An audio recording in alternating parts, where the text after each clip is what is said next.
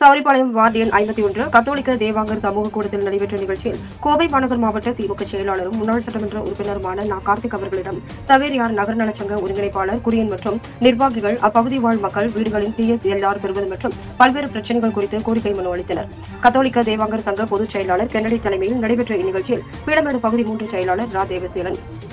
ராஜ் சேரநாதன், 51வது வட்டக்கழக செயலாளர் கா மணிகண்டன்,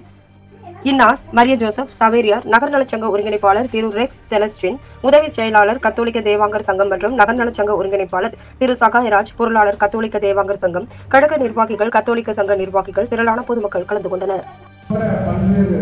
மக்களுக்கு தேவையான பல்வேறு பணிகளை செய்து கொடுப்பதற்காகத்தான் நம்முடைய மாண்புமிகு தமிழ்நாட்டுடைய முதலமைச்சர் அன்பு தலைவர் தளபதி அவர்கள் மக்களுடன் முதல்வர் என்கின்ற திட்டத்தை இதே கோவையில் SMR கல்லூரியோடு தொடங்கி வச்சார். மாநகராட்சியில் அதே போலவே நகராட்சிகள் இருக்கக்கூடிய பல்வேறு அரசுடைய அமைப்புகளில் நமக்கு என்னென்ன அந்த திட்டங்கள் அதே மாதிரி நமக்கு என்னென்ன காரியங்கள் செய்ய வேண்டுமோ அதை காலையில் மனு கொடுத்தோம்னா மாலையே செஞ்சு கொடுக்குற மாதிரி